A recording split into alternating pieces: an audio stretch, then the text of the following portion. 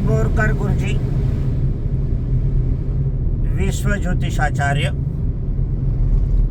ब्रह्मांड ज्योतिष कार्यालय, मुक्काम पोस्ट रावेर, जिल्हा जळगाव. ब्रह्मांड ज्योतिष कार्यालयाची कुठेही शाखा नाही. मी स्वतः मार्गदर्शन करतो. माझ्या मार्फत मार्गदर्शन कोणी करत नाही. रावेर हे जळगावपासून 65-75 किलोमीटर, वसालपासून 25 ते 35 किलोमीटर, बऱ्हाणपूरपासून 20 किलोमीटर, रावेर रेल्वेपासून 2-2.5 किलोमीटर, बस स्टँडपासून 2 मिनिटाच्या आत. रावेरचा पिनकोड नंबर 425508. माझा मोबाईल नंबर आणि व्हॉट्सअप नंबर आहे 985000155508. पुन्हा ऐकून घ्या, 985000155508. हा व्हिडिओ चाळीसगाव ते जळगाव आणि जळगाव ते रावेर या मार्गावर आपण करत आहोत. आजची तारीख 7/8/2026 म्हणजे ऑगस्ट महिन्यातली. आज वार शुक्रवार आहे. दुपारचे सुमारे 1:30 वाजला असेल. व्हिडिओ क्रमांक हा 629 आहे. मला आज कल्याणहून अनेक फोन आले. एक रामबागहून आला, एक कोळशेवाडीतून आला आणि जवळच एक कोणगाव आहे म्हणून. हा योगायोगाने आला, एकाच गावच्या जवळपास. आणि त्यानंतर सांगलीहून मुजावर यांचा पण फोन आला. मुजावर हे दिशावर बिझनेस एक्सप्रेस मासिक चालवतात, उद्योजिका मासिक चालवतात. माझा त्यांच्या जवळजवळ 55 वर्ष इतकी ओळख परिचय आहे. मी पुण्याहून 2 तारखेला स्पीड पोस्ट केलं. रावेरून न करता जे आपण पुण्याहून केलं तर लवकर जाईल ही माझी मनोधारणा होती, पण चुकीची ठरली. 2 तारखेचं स्पीड पोस्ट 82 रुपये भरून ते आज 7 तारखेला मिळालं आहे. आता स्पीड पोस्ट हे त्याला नाव देणं चुकीचं आहे. प्रथमतः पूर्वीच्या काळी दुसऱ्या किंवा तिसऱ्या दिवशी साधं 2 पैशाचं कार्ड पोचत होतं. आज इतके आपण पाहिले पैसे भरू नये 2, 3, 4, 5, 6, 7 दिवस लागले. कुठे प्रगत देश आहे आपला, कुठे वेगवान आहे, कुठे विश्वगुरू आहे. आश्चर्य वाटते हे शब्द वापरतात. असो, आजचा विषय आपण ज्योतिषशास्त्र आणि आपल्या जीवन आयुष्यातील प्रसंग असा घेणार आहोत. याविषयी मार्गदर्शन करण्यापूर्वी माझी पत्नी स्वर्गीय सौ निर्मलाबाई बोरकर यांना अभिवादन करूया. आता ज्योतिषशास्त्राचा उपयोग आणि आपल्या जीवनात घडणारे प्रसंग आणि ते केव्हा कसे उपयोगात घ्यावे याविषयी आपण थोडंसं मीमांसा मत मार्गदर्शन करणार आहोत. आता आपल्याला 4 धाम यात्रेला जायचं आहे. भाड्याची गाडी करायची आहे, भाड्याचं वाहन करायचं आहे. विमानानं झालं तर विमानाला नंबर असतो, क्रमांक असतो. रेल्वेला पण क्रमांक असतो. आणि मग आपल्या जीवन आयुष्यात भाग्यांक, घातांक, जीवनात्मक अंक असतात. मग याचा उपयोग आपल्याला कसा करता येईल? करताच येणार नाही. जे वाहन आहे त्या वाहनामध्ये बसावं लागेल. जे भाड्यानं मिळेल त्याच्यावर करावं लागेल. जास्तीत जास्त आपल्याला 4 व्हीलर भाड्यानं करायची असेल तर आपण थोडीशी चिकित्सा करू, पण अचूकता मिळेल याची शाश्वती नाही. परंतु ज्यांच्याकडे वाहन स्वतःचं आहे आणि वाहन घेत आहात त्यांना मात्र ज्योतिषशास्त्राचा पुरेपूर उपयोग घेता येत असतो. पण त्याच्यासाठी जन्मकुंडली आवश्यकता असते. नेहमी ज्योतिषशास्त्रात 4 अंक निघत असतात आणि 4 अंकीच वाहन क्रमांक असतात. पहा किती लाखो वर्षापूर्वीचं ज्ञान आणि 4 अंकीमध्ये खेळणारं वर्तमान स्थितीत RTOचं कार्य, भारत सरकारचं कार्य, त्याच्यामध्ये 2 अंक जे असतात ते घातांक असतात.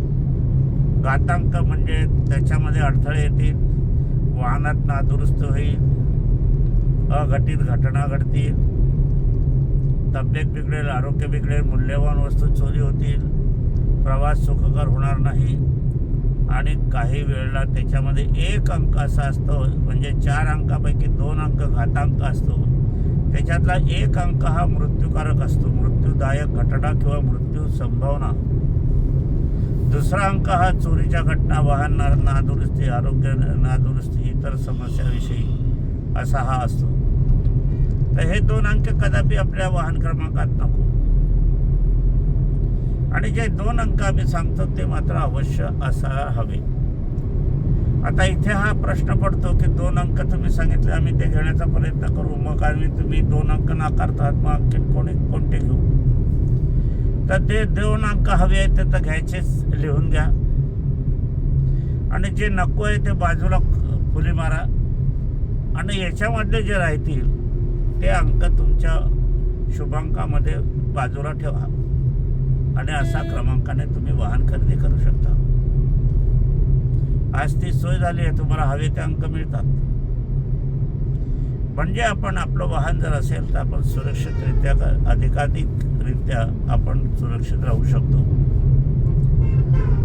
आता याच्यामध्ये घरामध्ये 5-7 व्यक्ती असतात, तर मग कोणाच्या नावावर, ज्याच्या नावावर वाहन घ्यायचं असेल त्यांच्याच नावाचा उभो आपल्याला या ठिकाणी करावा लागेल. जन्मकुंडलीत याच्यासाठी मात्र अवश्य आहे. त्याच्यातून आपल्याला शुभांक, घातांक, मृत्यूअंक, आनंदी अंक, समाधानांक, विवाहांक, संतानांक, लाभांक, कर्तव्यांक, धनांक असे विविध प्रकारचे अंक आपल्याला मिळत असते. त्यानुसार आपण उपासना, आराधना आपण करू शकतो. हाच योग असत असताना आपल्याला दवाखान्यात जायचं आहे, तब्येत बिघडली आहे, तर आपण सरळ गावाच्या दवाखान्यात जातो, जिल्ह्याच्या तिथे आपण जातो, परंतु आपण या बाबतीत चौकशी काहीच करत नाही. चौकशी करायला पाहिजे असं माझं म्हणणं आहे, पण काही वेळेला वेळ मिळत नाही, हे पण तितकंच खरं आहे. याच्यासाठी स्वस्थ अवस्थेत असताना, आरोग्यशील असताना याचा चार्ट काढून घ्यावा जाणकार ज्योतिषाकडनं की कोणती दवाखाने आपल्याला हवी आहे, मृत्यूदायक आहे का मृत्यूकारक आहे. आता हे दवाखाने कसे समजणार, तर तेथील जे मुख्य डॉक्टर आहे त्यांचे नाव. आता त्यांचं नाव जर आपल्याला समजलं, जन्म नाव तर अधिक चांगलं, नाही तर मग चालू नाव, प्रचलित नावावरूनच बघावं लागतं, त्याला इलाज नाही. कारण मला याचा अनुभव आलेला आहे. असाच मी इथे कन्या राशीचा डॉक्टर, ट्रीटमेंट चालू आणि त्याच याच्यात मृत्यू. ज्योतिषशास्त्राचं परीक्षण करत असताना कन्या राशी मृत्यूकारक नव्हतीच, वृषभ राशी होती. आता मी जवळजवळ या ठिकाणासाठी 8 दिवस ज्योतिषशास्त्रात डुबण्याचा प्रयत्न केला मी, आणि शेवटी वृषभ रास आली. आणि योगायोगाने त्यातीलच एक पंडित गुरुजी माझ्याकडे त्यांची समस्या घेऊन आले होते. सहज मी प्रश्न केला तर त्यांनी सांगितलं की डॉक्टरांची राशी वृषभच आहे. आणि माझं ज्योतिषशास्त्र हे खरं ठरलं. मला आपुलकी आहे ज्योतिषशास्त्राशी म्हणून आहे तर सर्वांचंच ज्योतिषशास्त्र, म्हणून हे बघून घ्यायला पाहिजे. ज्याप्रमाणे आपण विवाहाच्यासाठी मी नेहमी म्हणतो की गुणमिलन करू नका, कुंडली मिलन करून घ्या आणि आपण विवाह करतो, त्याचप्रमाणे आपण मित्र परिवार करत असताना सुद्धा आपण ज्योतिषशास्त्र बघायला हवं. नेमकं काही मित्रासमोर तुमचा वाद होतो, काही समस्यावर हे तुम्हाला सख्य लागते, हे पण बघायला हवं. आता हे साधारण गोष्ट आहे मित्रपरिवाराचे किंवा इतर, परंतु मुख्य म्हणजे तुम्ही भागीदारी करता, व्यवहार करतात, तिथे लाखो रुपयाचा कारभार होतो, आदानप्रदान होते. अशा वेळेला भागीदारीच्या निमित्ताने आपण नेहमी बघायला हवं की आपल्याला पोषक असणारा, धनकारक, सत्यकारक आणि कर्तव्यकारक ती व्यक्ती आहे का. असं जर असेल तर त्याच्याशी भागीदारी करावी. याचा उपयोग आपल्याला अवकाळा चक्रातून, घातांक चक्रातून आपल्याला मिळतो. ज्योतिषशास्त्राच्या पंचांगाच्या माध्यमातूनही आपल्याला याच्यातून मार्गदर्शन होत असते. शत्रू राशी, मित्र राशी, शत्रू अंक, मित्र अंक, अक्षर, शत्रू मित्र अक्षर, शत्रू अक्षर, शत्रू अंक, मित्र अंक, अशा अनेक आणि दिशा सुद्धा असते. वाहन घेताना रंग कोणता असावा इतपत तर ज्ञान आपल्याला तर मार्गदर्शन मिळते, परंतु वाहन असताना ते आपल्या पार्किंगमधून ते कोणत्या दिशेला न्यायचं आणि कोणत्या दिशेतून आणायचं याचं ज्ञान सुद्धा आपल्याला मिळते. रंगाचं ज्ञान, क्रमांकाचं ज्ञान आणि दिशेचं ज्ञान, आणि त्यासाठी आपल्याला 4 व्हीलर म्हणजे 4 चाकाचं पूजन कसं करायचं, काय करायचं, कधी करायचं, त्याची वेळ ठरलेली असतात. त्या वेळेनुसार आपल्याला ते उपासना आराधना करायची असते, म्हणजे आपला प्रवास सुखाचा, सुरक्षित असा होतो. आता याच्या जोडीला आपल्याला हेही बघावं लागतं की आपलं कर्म काय आहे. वडिलांचं कर्म, आईचं कर्म, भावाचं कर्म, बहिणीचं कर्म, जावायचं कर्म, मुलीचं कर्म. कारण हे लोक जर बसले असेल आपल्या गाडीत तर नाहीतरी कर्माच्या जोडीला आपले आईवडील असतात, भाऊ भावंड असतात. बहीण बिचारी तिच्या घरी निघून जाते. असो, हे वाहन क्रमांकात झालं आपण. आणि नंतर दुसरं असं की शाळा कॉलेजात जात असताना आपल्याला पुष्कळशे लोक डॉक्टर असतात, पण डॉक्टरी चालत नाही. याचं संशोधन करत असताना आपण जर अनेक गावातून आपलं वाहन फिरवलं आणि बघितलं की कैकांचे दवाखान्याचे शटर खाली असतात, म्हणजे ते चालत नाही. आणि काहींचे याच्यात गर्दी मावत नाही. काहींचे थोड्या वेळापुरता चालतात, काही ठप्प होतात. ज्वेलरीच्या बाबतीतही तसंच असते, वकिलीच्या बाबतीतही तसंच असते. याच्यात कर्म पण असते. तुम्ही जशी सेवा द्याल त्याप्रमाणे ग्राहकही जमते, ही पण तेवढीच गोष्ट खरी आहे. परंतु वागणुकीमध्ये वयोप्रमाणे किंवा काही ठिकाणी उद्योग जास्त चालायला लागला किंवा अहमपणा, गर्वपणा, 200 रुपये फी, 1 वाजेनंतर गेले तर 500 रुपये फी, रात्री आले तर 1000 रुपये फी, असं जर होत असलं तर मग मात्र तिथे कर्म येते. कर्माचा हिशोब आपल्याला करता येत नाही, कर्माचाच हिशोब करते. आणि काही असे असतात प्रत्येक आपण व्यापार म्हटला तर हा सेवाभावीच आहे. किराणा हा सेवाभावी आहे, डॉक्टर सेवाभावी आहे, वकील सेवाभावी आहे, ज्वेलरचा व्यवसाय सुद्धा सेवाभावीच आहे. सेवा करणं, मजुराकडनं म्हणा, नोकरी करणं म्हणा किंवा मालकाकडून म्हणा, हे एकमेकात सेवेचं आदानप्रदान ज्या वेळेला होते त्यावेळेला कर्मगतीसुद्धा त्याचप्रमाणे लिहिली जात असते. हे लक्षात घ्यायला आपण हवं. कळत तर कळत आपण जे काही दुःख आपण करून घेतो कर्मगतीच्या माध्यमातून, कुठे अपशब्द बोलतो, अपशब्द कृती करतो, असे जर होत असेल तर मग तो कर्माचा हिशोब हा डायरीत लिहिला जातो. त्याची फळ कालांतराने हे मिळतच असते. पूजापाठ करत असताना सुद्धा आपल्याला हे बघायला हवं की पूजापाठ करत असताना पूजेची उपकरणे कोणती हवी, पूजेमध्ये फुलं कोणती हवी, पूजा कोणत्या वेळेला करावी, कोणत्या वेळेला करू नये, याचं पण शास्त्र आहे. आता हे सगळं देवाची पूजा करत असताना मात्र ज्योतिषशास्त्र पाहतो ते आपण ग्रहाच्या सान्निध्यात होतो. देवाचे नियम इथे आहे नाही असं नाही, परंतु ग्रहाचे नियम, कारण ग्रहाचे परिणाम देवी देवतावर पण झालेले आहे, म्हणून ग्रहाच्या नियमानेच पूजन करणं अत्यंत योग्य तऱ्हेने ठरत असते.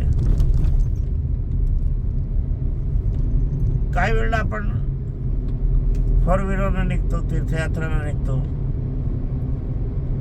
वाहन चालत असते, चहासाठी थांबवलं जाते, चहा घेतात, फराळ घेतात, नाश्ता करतात, त्यानंतर जेवण होते, हाऊसमौज होते, तीर्थक्षेत्र येते, गाडी थांबवली जाते, पार्किंगमध्ये लावली जाते आणि तुम्ही मंदिरामध्ये प्रवेश करता देवदर्शनासाठी.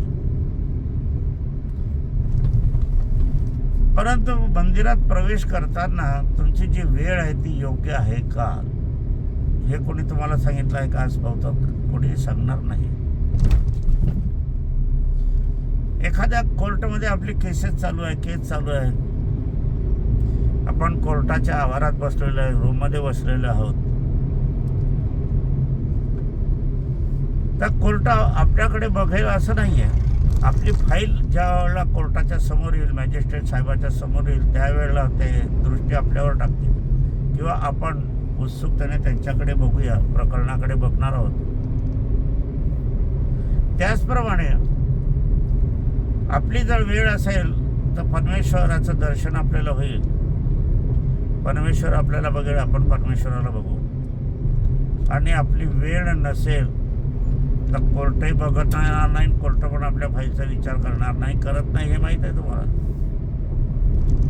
त्याचप्रमाणे ते मूर्तीचं बघणं होईल आणि त्यामध्ये ईश्वररूप नसेल, ईश्वररूपी दर्शन परमेश्वर करणार नाही आणि आपल्याला पण लाभणार नाही, मिळणार नाही. ते मूर्तीचं बघणं होईल. आता मूर्तीचं बघणं हवं आहे का दर्शन हवं आहे हे आपण ठरवा. असा हा ज्योतिषशास्त्राचा संबंध लहान मोठ्या कारणासाठी, प्रसंगासाठी येत असतो. शालेय शिक्षण आपण घेत असताना मुलं मुलींना घेतो, आई वडील पैसे देऊन देतात, मनी ऑर्डर करतात, आता फोन पे झालेला आहे, तुम्ही तुमच्या मताप्रमाणे काहीही करा. त्यामुळे ते अज्ञान मुलं मुली, त्यांना काही कळत नाही, त्यांना जे आवडते ती वस्तू घेतात. फोंटन आवडीचा, पिशवी दप्तर आवडीचं, कागद आवडीचा, आवडीची वेळ, जसं सवड मिळेल तसं. परंतु ज्योतिषशास्त्राला हे मान्य नाही आहे.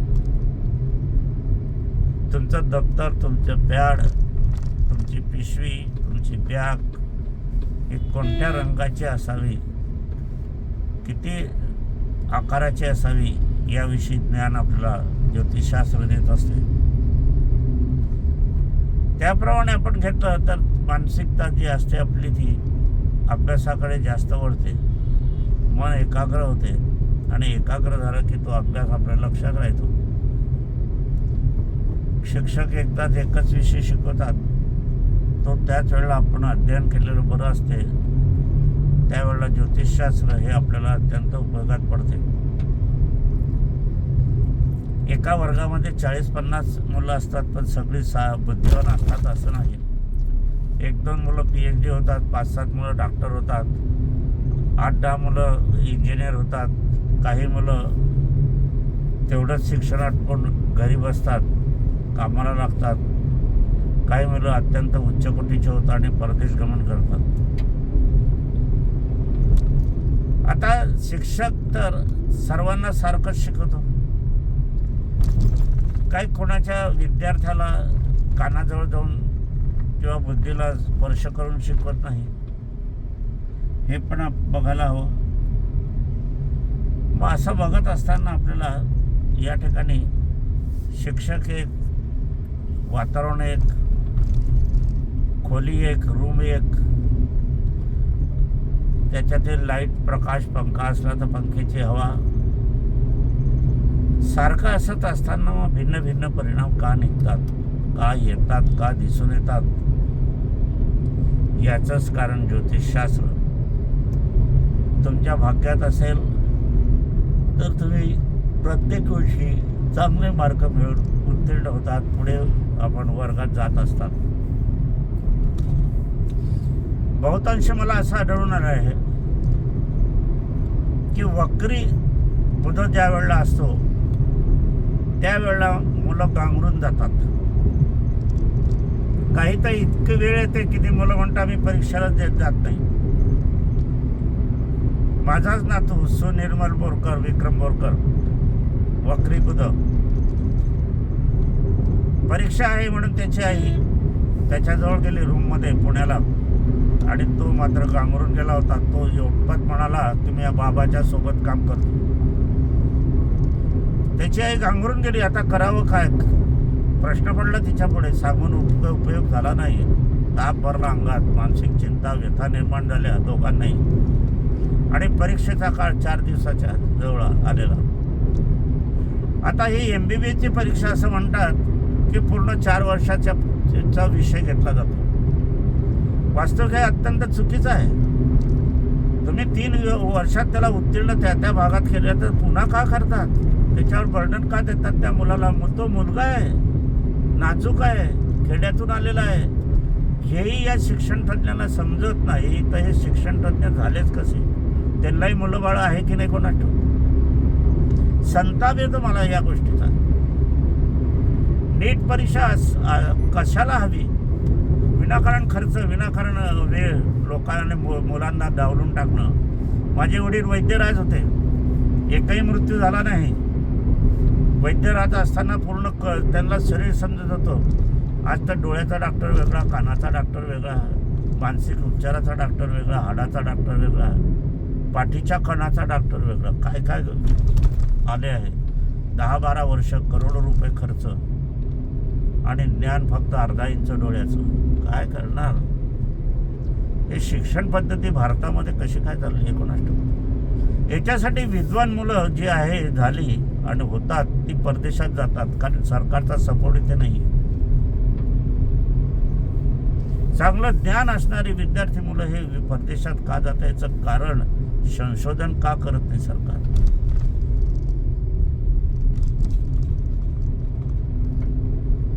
विद्यार्थ्यांना आंदोलन का करावं लागते? हाही एक प्रश्न येतो. स्वतः आंदोलन करणारे व्यक्ती आता आंदोलन करू नये, रस्त्यावर उतरू नये असं सांगताय. स्वतः आंदोलन केली आहे, पण आता आपल्याला छानपण शिकायला लागली. तर ज्योतिषशास्त्राच्या माध्यमातून हे जर आपण आपल्या जीवनातील प्रसंगाची आठवण करून घेतली की आता माझी बाई अमुक अमुक ह्याच्यामध्ये गेली, तर मी स्वतः ज्योतिषी असताना मी स्वतः त्याच्या नावावर गेलो आणि म्हणून माझी फसगत झाली आणि पराण गेले. मी एकाकी झालो, दुःखमय झालो. माझं किती नुकसान झालं हे मला माहिती आहे. त्यांना काय करणार? मग नकळत शापणे निघते मुखातून. दुसरं काय करणार? सामान्य माणूस काय करू शकतो? ऋषीमुनींनी अनेकांना शाप दिले आहेत, देवांना सुद्धा दिले. त्याप्रमाणे ते भोगायलाही लागतात, माणसालाही भोगावं लागतं. परंतु वर्तमान स्थितीत व्यवहाराला महत्त्व फार आलेलं आहे, आर्थिकतेला महत्त्व राहिलेलं आहे. लक्ष्मी आहे 2, एक शुभलक्ष्मी, अलक्ष्मी म्हटलं जाते. गणेशोत्सवाच्या वेळेला जी महालक्ष्मीचा उत्सव असतो त्याच्यामध्ये एक अलक्ष्मी असते. अलक्ष्मी म्हणजे वाईट मार्गाने कमवलेली, अवाजवी रीतीने केलेली का संपत्ती, चोरून घेतलेली संपत्ती, मृत्यू आणणारी संपत्ती, लुबाडणारी संपत्ती, अशी असली त्याला अलक्ष्मी म्हटलं जाते.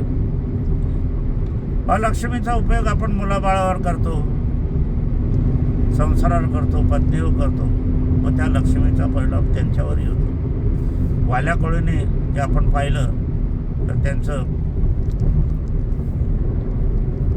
अशुभत्व कुणीही पत्नीने मुलांनी स्वीकारलं नाही. ही सत्य घटना आहे.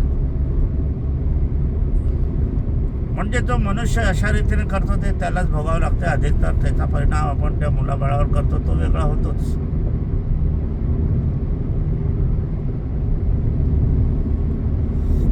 असं असताना एक उदाहरण मला आढळून आलं आहे. शिरपूरच्या माझ्या एका ताईने सांगितलेलं आहे. त्या मोठ्या शिक्षक आहेत.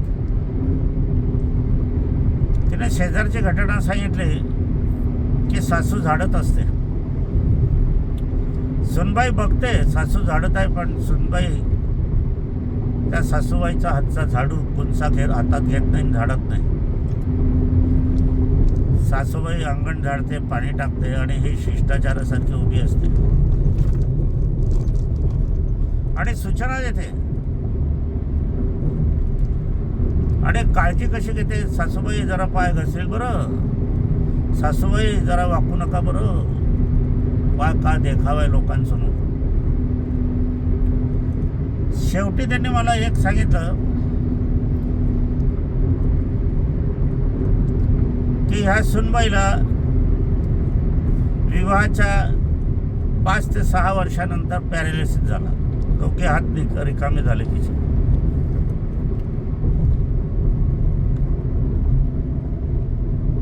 हा संशोधनाचा विषय आहे. विश्वास ठेवायचा की नाही ठेवायचा हा वेगळा आहे. त्याचा परिणाम वेगळे असतात, मन वेगळे असतात, स्वभाव वेगळा वेगळा असतो. मानता कोणी नाही मानत. म्हणून घटना घडतात त्या आपण त्याच्यातून चांगलेपणा बघावं, वाईटपणा बघू नये, एवढंच माझं म्हणणं असतं. तर ज्योतिषशास्त्र बघण्यासाठी मग काय करायचं, तर आपली जी कुंडली आहे, जन्मतारीख, जन्मवेळ आणि जन्मनाव याच्याने करून घेणं आवश्यक आहे. हे करून घेत असताना आपल्याला हे बघायला हवं, या ठिकाणी जाणकार ज्योतिषी हवा. जन्मांक आणि जन्माक्षर लिहिलेली कुंडली असत्य असते. कॅम्प्युटरमध्ये जे भरलं असेल तेच बाहेर येते, ते म्हणूनही खोटं असते. कॅम्प्युटरच्या डब्याला अनुभवाचा आधार नाही आहे. विवाह त्याने केले नाही, संतती त्याला माहीत नाही. ते यंत्र आहे. गणिताच्या बाबतीत 100% यशस्वी होणारं यंत्र ते आहे निश्चितच. पण ज्योतिषशास्त्र सांगणारं ते यंत्र मुळीच नाही. परमेश्वराचं हे शास्त्र आहे. परमेश्वराने ज्यांना बुद्धी दिलेली आहे, ज्योतिषशास्त्र बनवलं, ज्योतिर्गुरू बनवलं आहे, त्यांच्याच हे लक्षात येते. माझ्याकडे एक गणिताची शिक्षिका आली होती. ती म्हणे मी ज्योतिषशास्त्र शिकण्याचा अनेकदा प्रयत्न केला, पण मला ज्योतिषशास्त्र शिकताच आलं नाही. त्याच्यामध्ये गणित एवढं आहे म्हणे, काही उलट आहे, काही सुलट आहे, काही तिरपट आहे, की काय आहे, कोणता निर्णय कुठे घ्यावा हे समजत नाही. आणि तुम्ही कसे काय करता म्हटलं, ही माझ्या पत्नीने दिलेली विद्या आहे, तिने प्राणपणाने दिलेली आहे, म्हणून मला ती अवगत झाली. मलाही मी पुष्कळ ठिकाणी माझ्या पत्नीच्या सोबतही आम्ही शिकण्याचा प्रयत्न केला, पण कुठे आम्हाला असं ज्ञानवर्धक शिक्षण मिळालं नाही. पण माता कामाख्या देवीच्या ठिकाणी आम्ही दोघंही तिथे राहिलो होतो, उपस्थित होतो. तिथं मुळातच ज्योतिषी होती आणि माझं ज्ञान तिने वाढवलं आणि ते पूर्णत्वात माता कामाख्या ज्योतिष संस्था या ठिकाणी झालं. आता प्रत्येक ठिकाणी ज्योतिषशास्त्र हे आपल्याला जरुरीचं आहे. वस्त्र कसे असावे, कसे घालावे, स्त्रियांनी केसामध्ये कोणती फुलं माळावी हे पण आहे. पुरुषांनी कोणते कपडे घालावे, कोणत्या रंगाचे घालावे, कधी खरेदी करावे, कधी वापरायला सुरुवात करावी हे पण आहे. गुरुपुष्यामृताला तुम्ही सोनं घेता की नाही, ते तर सोनं तर निर्जीव वस्तू आहे, पण मुहूर्त पाहूनच तुम्ही घेता की नाही. आणि रोजचे कपडे आपण वापरतो ते कधी मुहूर्त पण घेतले आहे का तुम्ही? कोणत्या रंगाचे हवे ते बघितलं आहे का तुम्ही? मुळीच नाही. तुम्ही म्हणाल की बाबा हे किती काय सांगताय कोणास ठाऊक. ज्योतिषशास्त्र महान शास्त्र आहे. 7 समुद्राच्या पलीकडचं खोलात जाणारं शास्त्र आहे. मला काहीही ज्योतिषशास्त्र येत नाही असं मी म्हणतो, कारण कित्येक पिढ्या गेल्या तरी ज्योतिषशास्त्र समजून येणार नाही इतकं आहे. समुद्राच्या वरच्या थरावर आपण पाहायला गेलं तर काडी कचराच मिळतो, आणि समुद्राच्या तळात गेले तर रत्न माणकं आपल्याला मिळतात. म्हणून ज्योतिष त्यांना समुद्रामध्ये बुडी मांडण्याची ताकद हवी, पोहण्याची जिज्ञासा हवी, आणि तळागाळागारामध्ये ते संशोधन करण्याची त्याची तयारी हवी. तरच आपल्याला या ठिकाणी सत्यता मिळते, मार्गदर्शन योग्य मिळते. याच्यासाठी जाणकार ज्योतिषाची आवश्यकता असते. दैनिक तरुण भारत जळगाव, साईमत जळगाव, मुंबई, बुलढाणा, अकोला, खामगाव अनेक क्षेत्री प्रसिद्ध होणारं, देशदूत जळगाव, नाशिक, धुळे येथून प्रसिद्ध होणारं, रोजचं भविष्य याच्यामध्ये माझं येते दैनिक भविष्यवाणी म्हणून. सहज आपण चाळावं, बघावं. सकाळी सकाळी वर्तमानपत्र येते, त्याच्यामध्ये लिहिलं असेल की आता आज वाहन प्रवास करू नये, असं जर लिहिलेलं असेल आणि प्रवास करणं आवश्यक असेल तर काय करावं हा प्रश्नचिन्ह तुमच्या पुढे असेल, तर त्याला एकच उत्तर आणि एकच मार्गदर्शन आहे की सावधानपूर्वक प्रवास करा. वाहन चालवू नका असं ज्या ठिकाणी येते तर त्यावेळेला तुम्ही स्वतः वाहन चालवू नका. एखादा ड्रायव्हर घ्या, पैसे रोज लागला तरी चालेल, पण ड्रायव्हरच्या हातून वाहन चालवून घ्या, हा त्याचा मतितार्थ असतो. ड्रायव्हरचं रोजचं काम असते गाडी चालवणं, गाडी उभी करणं, पार्किंग करणं, मागे पुढे करणं, शहरातून जाणं, रस्त्यावरून जाणं, त्यांचा तो हातखंड असतो. परंतु तुम्ही वाहन स्वतः चालवत असाल तर ड्रायव्हर इतकी तुमचं कर्तव्य नसते ड्रायव्हरच्या बाबतीत, हे लक्षात घ्यायला पाहिजे, कारण तुम्ही ड्रायव्हर नाही आहात.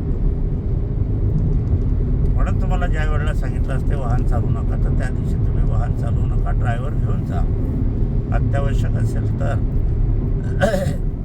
असं विविध बाबतीत असते आपल्याला.